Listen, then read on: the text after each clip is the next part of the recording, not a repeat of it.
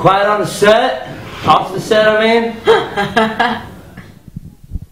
How's it going? I'm Jeremy. I'm Haley. And I'm Taylor. And we're Paramore. Woo. You're on Music Feeds.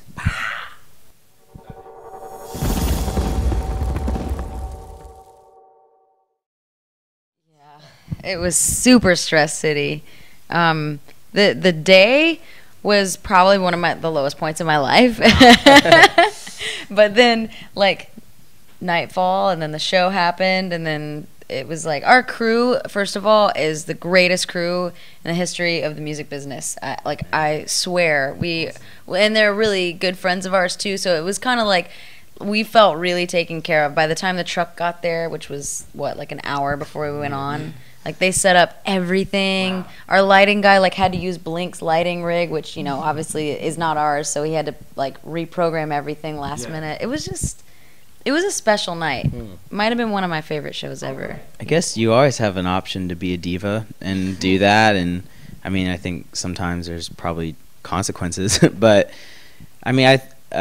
but we just wanted to play, and there definitely, I think, was an option towards the end because it was looking like it might not be there, but we were just like, if we can, of course, we want to play. Yeah. So we did. Band called Ghost. Oh, yeah, Ghost. Yeah, Ghosts were just chilling. They were like, what up? I got my cloak on. No worries today. And I was like, today is the worst day ever.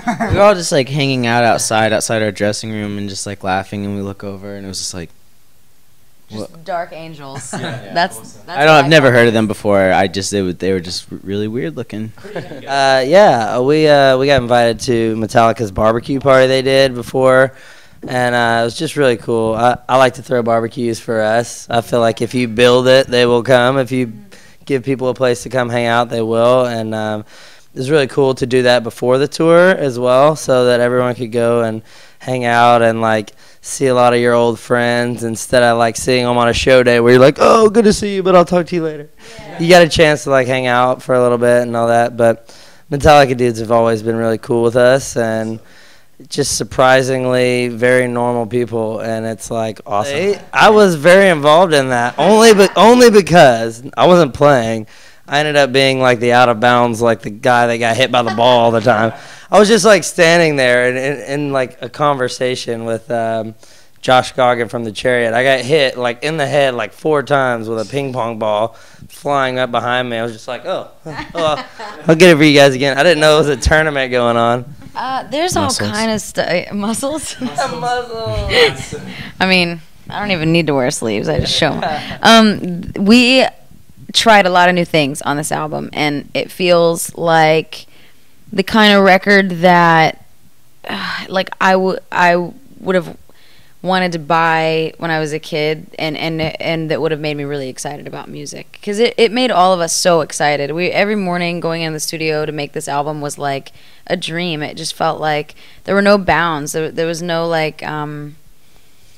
there was just open-mindedness and willingness to try any idea that came to mind, and everyone was really supportive of each other and each other's artistry, and it was fun. We were more closed off just because we spent 2 years off tour. That's something we've never dreamed of doing. We started touring, I was 16 years old, and it's been nonstop since then. So, already just taking 2 years away and kind of backing away from our, what was a normal lifestyle for us, kind of just it changed us in a good way. I think it grew us up a little bit. We kind of got to just get back into a normal routine, and obviously we don't have journalists walking around at home, while I'm in my PJs, and cooking breakfast. It was just a nice break, but knowing that we were going to get back into it, we're ready for it, and it was never a pressure of oh man, this record has to be this, or this song has to be this, or I have to say this kind of thing on Twitter now because the journalists and the public.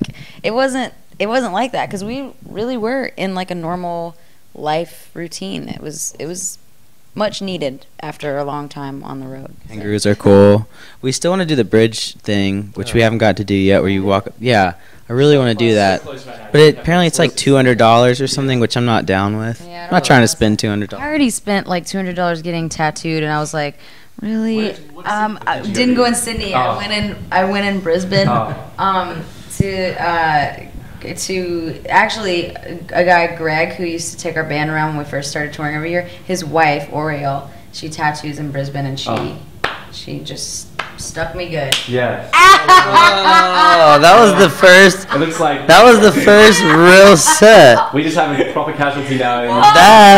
That I haven't said it yet. That so was the just first- had to do it. first proper set. There you go. Congratulations. Awesome. Well, we'll end it at that one. I hope you feel better very soon. Sorry. I think I feel blood. Hey, I'm sorry. No, It's okay. I love you. Yeah. She just forgave me on camera. So you can't hold it against him now. Yeah, you saw it here. It was a very quick process. It just happened. Oh yeah, Cool. we Awesome. communicate now. Nice one, guys. Well, thanks so much for chatting. I'll let you get to healing the tattoo. Thanks. Cheers. Thanks.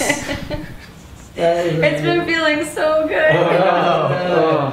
Sorry. No, it's I just had to set it. How can you like pull that all the way up? Because these are really crappy leggings.